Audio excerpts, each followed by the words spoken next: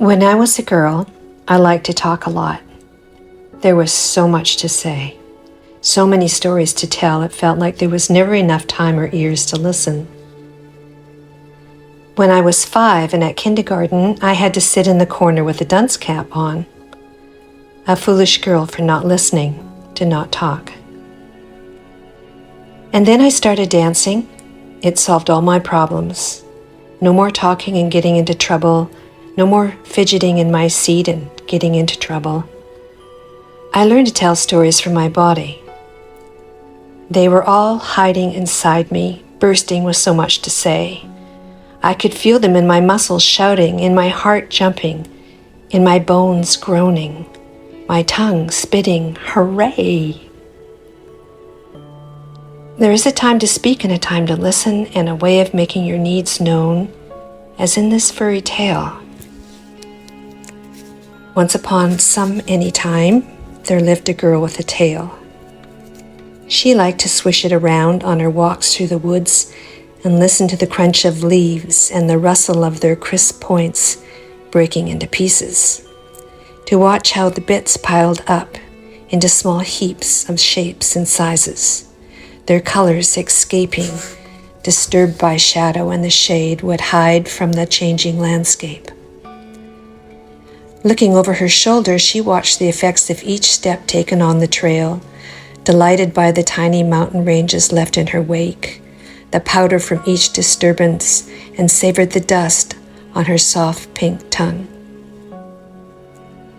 Sometimes her short forays with nature began with a song or a humming about nothing in particular that arose with the blessed dawn in the morning, speaking like a rich orange stew over the trunks and branches of trees. She would pause and wait for the warmth to rock and settle the morning mist to stillness across the open fields, close to her cave.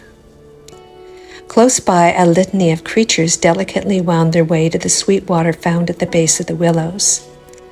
One day, a new member of the creature colony surprised her with a visit. Much like a great player in a Shakespearean story, it moved into the open field. A great wild furry beast circulating in the center of the stage. She was awed and speechless to witness the entrance of such a noble but fearsome beast, and ran to get a camera. By the time she returned, he was close to her cave at the bottom of the hill, only his ears and dark round rump visible from the bushes. She tried to position herself to capture the most opportune moment, but could never get a complete look at him as before in the field, so she left her cage to come closer. By now, he was quietly foraging and traveling up the hill along the path of berry bushes. She was surprised not to be afraid, but only excited by his great presence. She was careful not to get too close, not to make a sound, although she wanted to. His thick fur shone in the sunlight. She fantasized about giving him a big warm hug, savoring his roundness, but knew this was not possible, because he was a beast. It would be extraordinary to see him stand, she thought, and look each other in the eye. The moment arrived when her impulse to leave was urgent. She was walking quickly back to pulling in her tail so not to make a sound and enter her cave. From inside, she heard other creatures crying and running outside. She stuck her head out and cried out to them. The beast startled and ran quickly towards the trees and disappeared into the forest. But now there were pictures as proof to others of its unexpected visit. She felt very powerful that her voice had made him leave so easily. What is your furry tale? How do you listen? How do you make your needs known?